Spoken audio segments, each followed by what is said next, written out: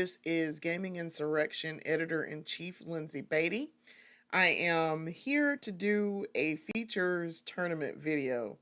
If you've watched any of our previous tournaments that we've done for fighting games mostly, you will see that we usually have an intro video that talks about our tournament rules and what game we're doing this tournament for and what's going to happen and our selection process for our tournament.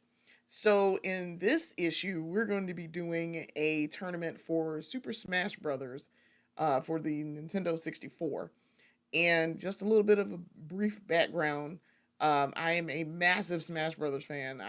I started playing Smash Brothers with the original Smash Brothers, and so many years ago when it first released for N64.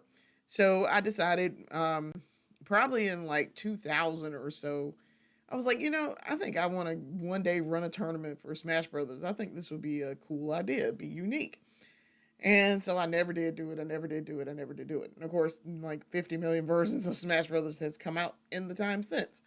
So now that I am doing Gaming Insurrection and have been doing it for a number of years, probably as long as Smash Brothers has been out, I said, you know what? We'll do an issue and we'll make it be Smash Brothers, and we'll run a tournament. So that's what we're doing. So this is going to be a tournament for the 64 N64 version. It is a single elimination, all 12 characters.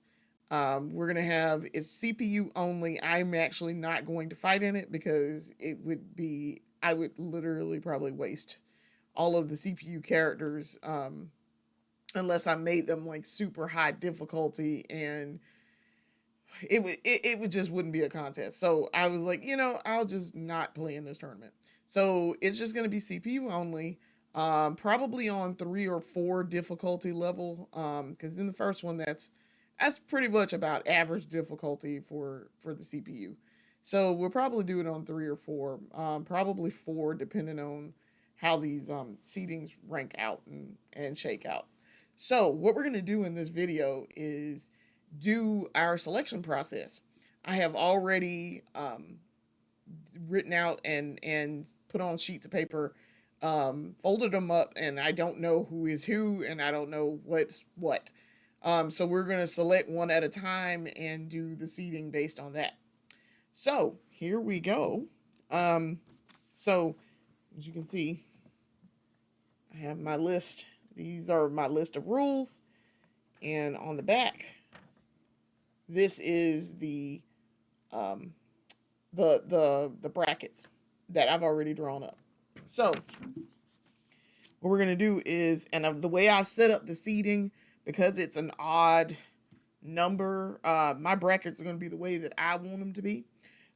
So because I am the master hand here, so I'm going to set this up the way I want it to be and the way that I think is cool. So I'm not using like official Smash Brothers tournament, like official rules and all of that. I don't care about any of that. I just like playing Smash Brothers and I just want my characters to fight. So that's what we're doing. So just to briefly go over our rules, the rules I came up with. Smash tournament rules.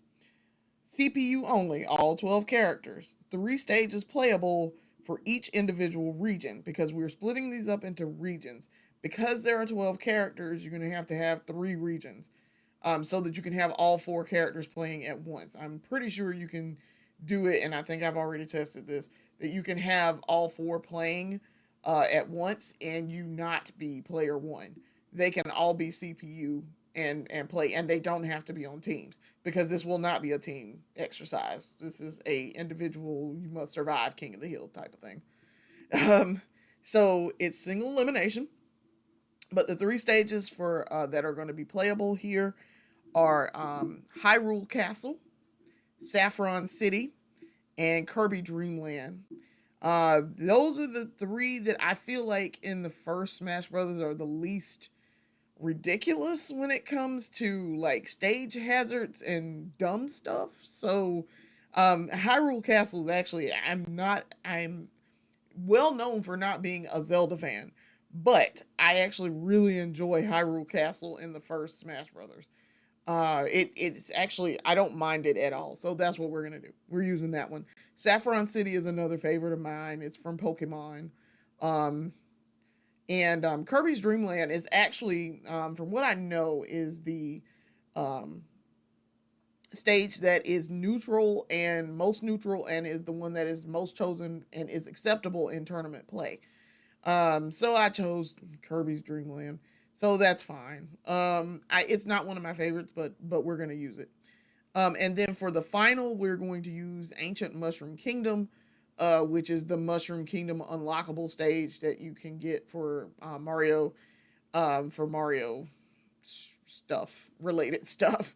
It's actually one of my favorites, so that's why I wanted to choose it for the finale, because you can't use Final Destination um, as a selectable stage in this one. So in this version of the game, so that's why we're using Ancient Mushroom Kingdom. I think that's what it's called. I haven't played it in a long time, so I've forgotten a lot of stuff about it. Anyway, tournament rules. The time limit. See, I'm going to use a time limit here instead of stocks. I prefer time limit because it lets folks do what they need to do. And if two people should tie, if we have a tie, it of course automatically goes to sudden death. So this is entirely possible that this will go to sudden death. So, or it could. And so the winner of sudden death obviously will move on as the winner of that region, and will determine seeding and placement after that. What happens with that? So, but we will allow sudden death to happen here.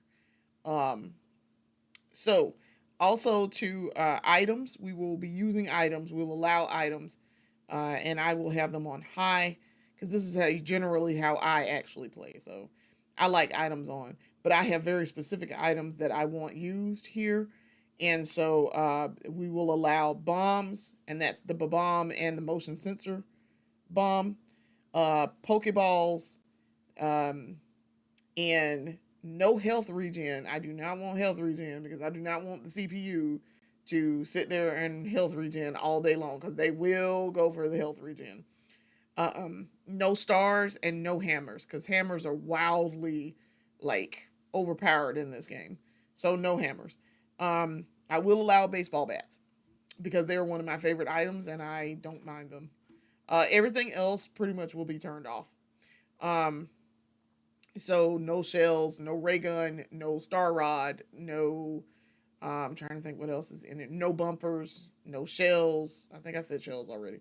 But pretty much, if it wasn't already on this list that I said was cool, you're not going to be able to use it. So that's my tournament rules. So now we're going to do our selection process.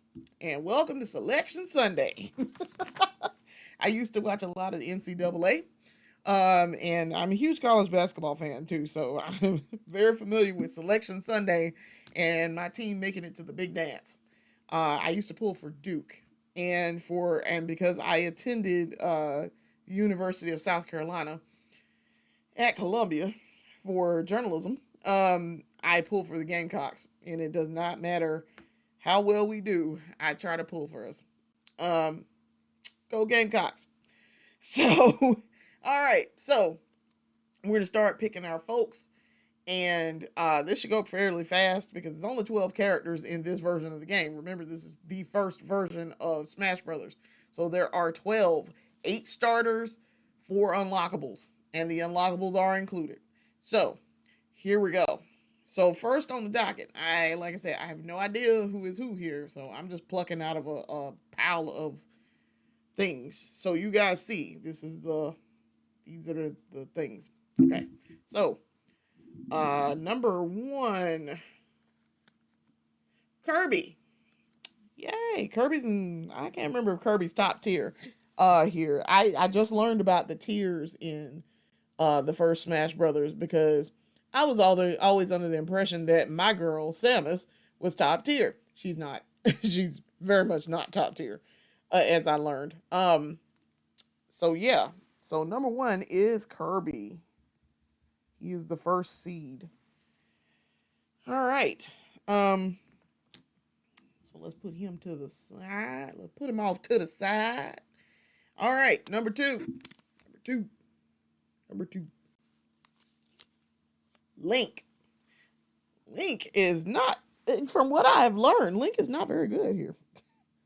I'm like, bro, how are you not very good? But then again, I remembered his jumping skills are trash. He has the shortest range to get back onto a stage. And it's like, ooh, that's terrible. But I do like playing Link. I can play Link in Smash Brothers. And as I'm doing this, I'll also give you some background on me with Smash Brothers. I originally started playing, my starters and my mains are Samus and Mario. I can actually play everybody if need be, but I prefer Samus and Mario. I have individually in the actual like cartridge version, I have gotten 5,000 kills with Samus and Mario. And then I reset and got another 5,000 kills with Samus in the multiplayer mode. So yeah, I am that guy with Samus. Number 3, Samus is also one of my favorite characters, and you will know this because if you've been reading GI for a number of years, you will know and see that we have several issues devoted to Samus and several articles and concepts and things about Samus within the within GI's archives and history. So yeah, I love Samus. Also, I'm a huge Mario fan, so there's that. So number 3 is going to be, Donkey Kong. It is DK. I know y'all can't really see that very well, but Donkey Kong. So, there's DK at number 3. Okay. DK tends to be, I tend to put him on a high level because the higher level he is, the more likely he is to be more serious, and he will come over and punch you to death. So I tend to pick Donkey Kong if I'm going to play, because I play with a set 4, generally Samus, Mario, Link, and Zelda. Not Link, I'm sorry, Donkey Kong. So it's Samus, Mario, Link, and Donkey Kong. I'm sorry, I'm thinking Zelda and saying Link at the same time. But yes, I play with those 4, and I will play point with Samus or Mario, depending on how I feel about it. And I generally put Donkey Kong on like 4 or 5 difficulty. And everybody else is 3 except for myself, because I'm probably about a 5 or a 6 in terms of difficulty in the original Smash Brothers.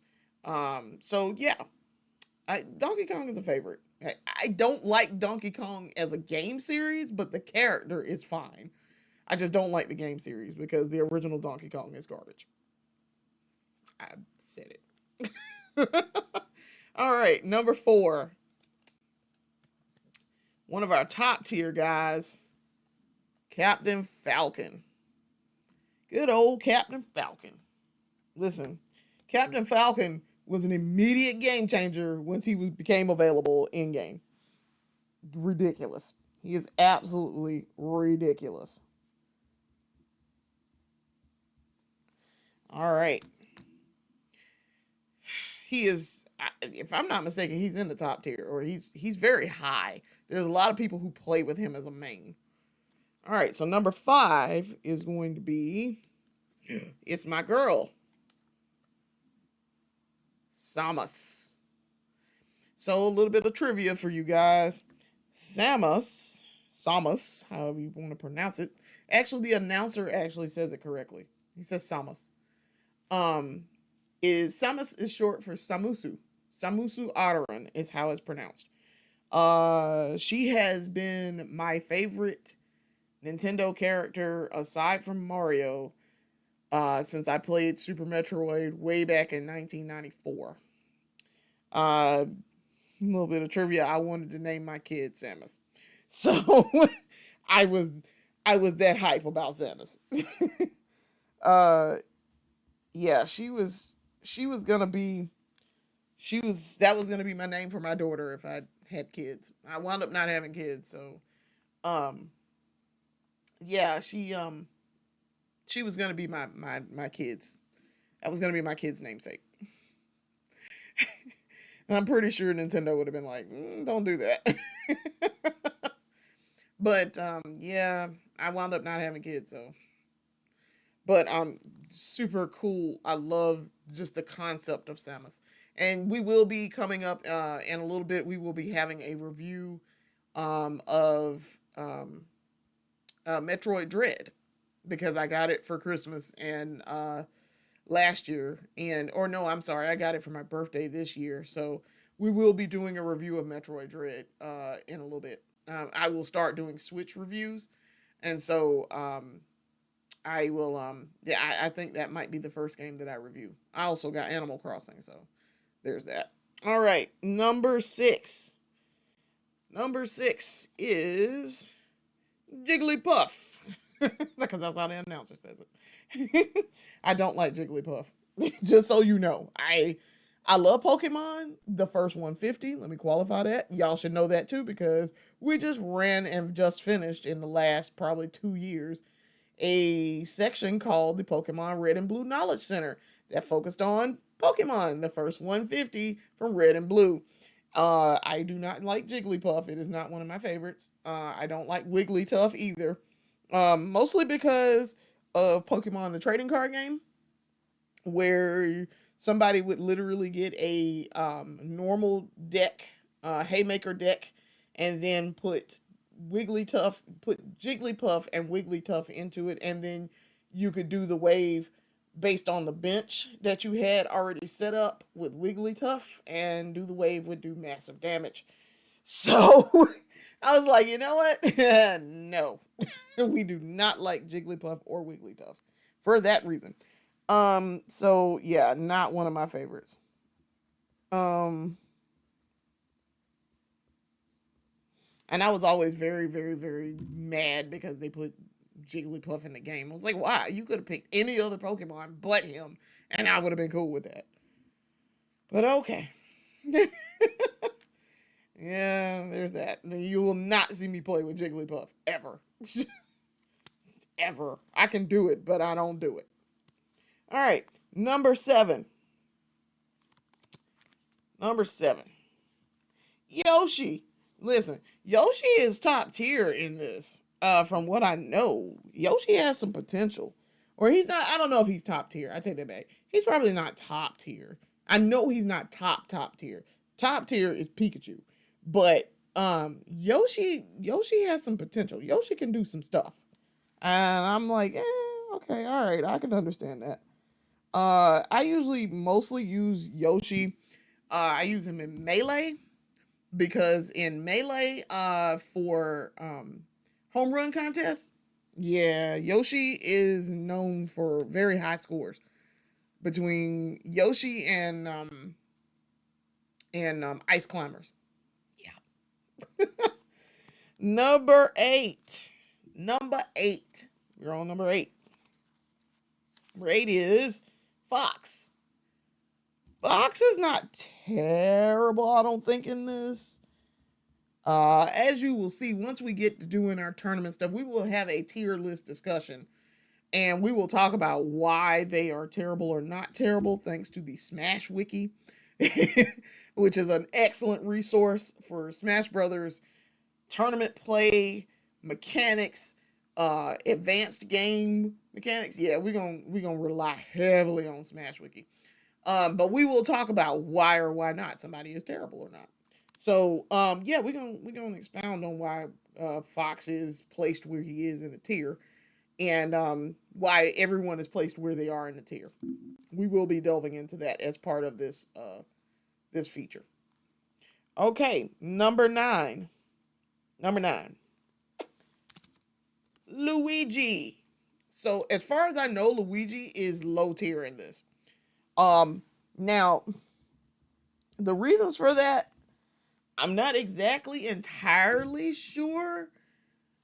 Other than Luigi, Now, I do know one thing about Luigi, because I did, once I unlocked Luigi and finally started playing him when the game first came out, Luigi's uppercut is a killer depending on how much damage you've already inflicted.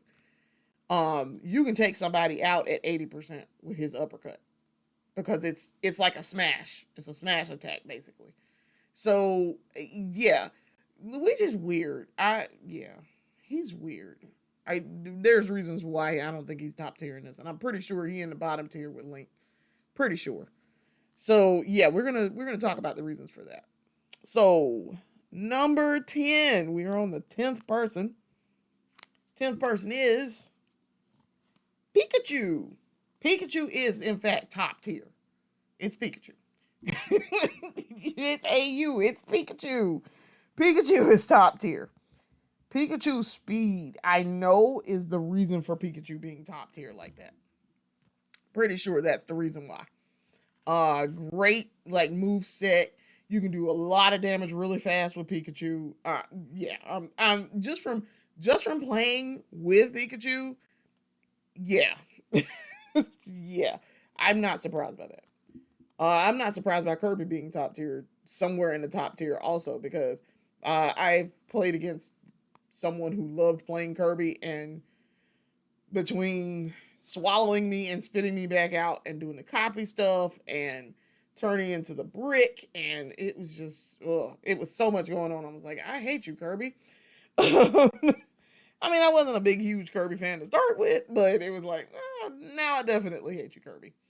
Anyway, so number 11, 11th seed is Mario.